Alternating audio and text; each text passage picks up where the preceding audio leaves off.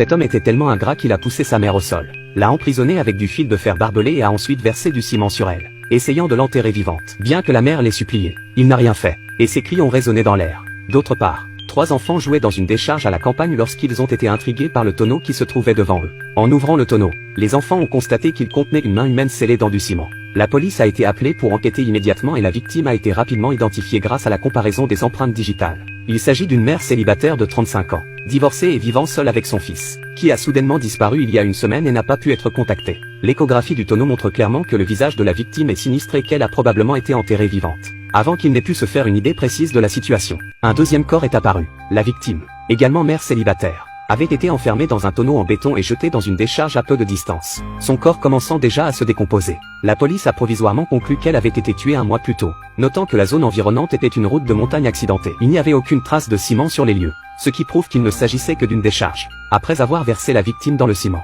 le tueur aurait pu jeter le tonneau dans la rivière et le couler, sans jamais le retrouver. Au lieu de cela, le meurtrier a choisi de franchir la barrière et de transporter le tonneau de 200 kg jusqu'à cet endroit. Un endroit aussi difficile pour jeter un corps. Cela devait avoir une signification particulière pour lui.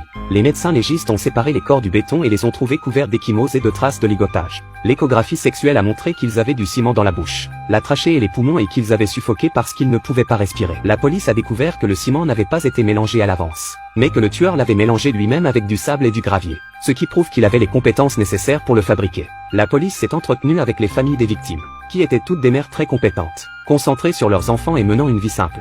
Il n'y avait aucun lien entre les victimes et la police en a déduit que le meurtrier avait peut-être été élevé par une mère célibataire. Mais les mères étaient négligentes ou abusives, et le tueur est devenu si tordu qu'il a tué les mères parfaites de ses enfants par jalousie. Le tueur n'a pas tardé à frapper à nouveau. La femme est attachée à un tabouret et l'homme prend une perceuse et s'approche lentement, perçant son nez et injectant du chlore dans son cerveau, ce qui rend sa vie pire que la mort. L'homme l'a ensuite coulé dans du ciment et l'a jeté dans une décharge à la campagne. La police a rapidement trouvé le corps et a immédiatement procédé à une autopsie. Le ciment n'avait pas encore pris et le médecin légiste a pu le nettoyer rapidement car il a été trouvé à temps. L'heure du décès remonte à 2 heures, à en juger par la température du torse et l'activité corporelle. Mais elle avait disparu 18 heures plus tôt. Le tueur ne l'a pas tué immédiatement pour une raison quelconque. Il y avait des signes évidents de ligotage sur son corps et la cause de la mort était également l'asphyxie dans le ciment. À ce stade, le médecin légiste a constaté des lésions tissulaires dans la cavité nasale et a sorti une torche pour examiner de près ce qui était manifestement des brûlures chimiques. Le ciment n'étant peut-être pas la seule cause de la mort. Il s'agit du 3e meurtrier. Après plusieurs jours d'enquête, la police en déduit que le tueur est un homme.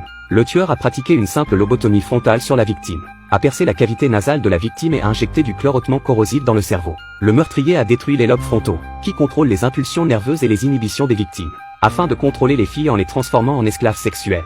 Le tueur connaissait bien le quartier et devait vivre ou travailler à proximité. Le tueur était décorateur et conduisait un camion pour transporter des barils remplis de ciment. La police a indiqué sur la carte l'endroit où les corps ont été trouvés, en forme de triangle, le milieu de la zone étant susceptible d'être le prochain lieu de décharge. Le tueur continuera à chercher des cibles parmi les mères célibataires et doit être arrêté le plus rapidement possible. La police arrive au centre du triangle et le véhicule suspect apparaît bientôt, garé sur un terrain vague à une courte distance. Les cris d'une femme se font entendre et les policiers se précipitent. Ce qu'ils n'ont pas compris, c'est qu'il s'agissait simplement d'un couple en train de faire l'amour dans la nature, mais que le tueur a été aperçu caché dans les buissons. Ce qui a semblé étrange à la police, c'est que le centre du triangle était un sanctuaire de rencontre. Le meurtrier avait jeté les corps dans la zone où les jeunes hommes s'étaient rassemblés. Le tueur a donc pratiqué une lobotomie frontale sur la victime, créant ainsi un partenaire soumis. Mais le médecin légiste leur a dit que la victime ne présentait aucun signe d'agression sexuelle, contrairement à ce qu'ils avaient déduit. Un autre policier suggère que le tueur n'a peut-être pas voulu provoquer les désirs de la victime, mais qu'il a plutôt essayé de l'en protéger et de faire de la mère célibataire la bonne mère modèle qu'il avait en tête. La mère du tueur avait peut-être subi des lésions cérébrales, et la police a immédiatement lancé une recherche dans les big data pour trouver des femmes ayant subi des lésions cérébrales au niveau du lobe frontal. D'un autre côté, le tueur rentre chez lui, furieux que ses plans aient été anéantis par la découverte de la prochaine décharge par la police, et détourne sa colère vers autre chose. Il ramasse une photo de sa sœur et de sa mère et la jette par terre. La mère se précipite pour vérifier la situation et le tueur l'interroge sur les raisons qui l'ont poussé à l'adopter. La mère dit qu'après la mort de son mari, elle voulait un enfant et l'a adopté. Mais le meurtrier ne peut accepter cette déclaration. Sa mère lui avait toujours appris à être honnête, mais elle était elle-même pleine de mensonges.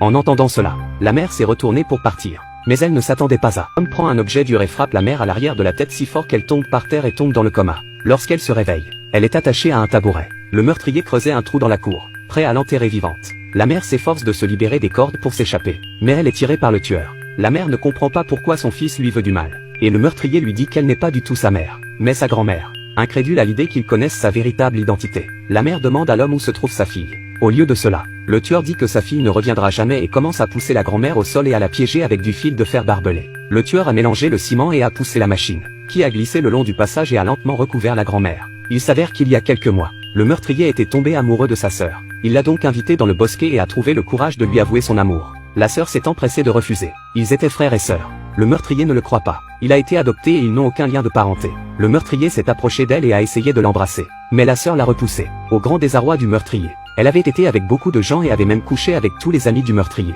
Alors pourquoi ne voulait-elle pas l'accepter? Elle a hésité un moment et a dû lui dire la vérité, à savoir qu'ils étaient en fait mère et fils.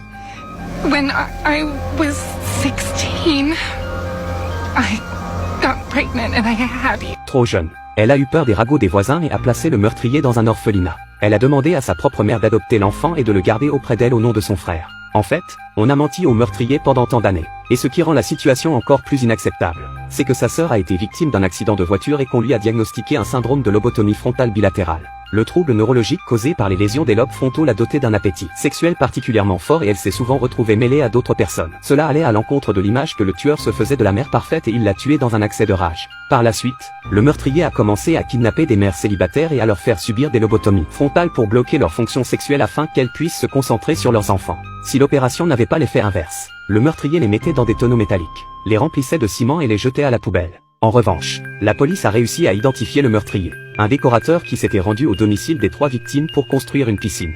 Toutes les caractéristiques correspondent parfaitement et la police lance immédiatement une opération d'arrestation. Ils se sont précipités dans la cour, mais la grand-mère n'était pas complètement recouverte de ciment et elle a été sauvée. Et le tueur sera traduit en justice. Le tueur de la série américaine Criminal Minds saison 13 épisode 3 n'a pas supporté le comportement de sa mère et l'a tuée. Il a jeté le corps de la victime dans une décharge parce que c'est là que la mère sortait avec quelqu'un. Pour ceux qui ont aimé cette vidéo, n'oubliez pas de nous donner votre avis. N'oubliez pas de nous donner un like. À la prochaine.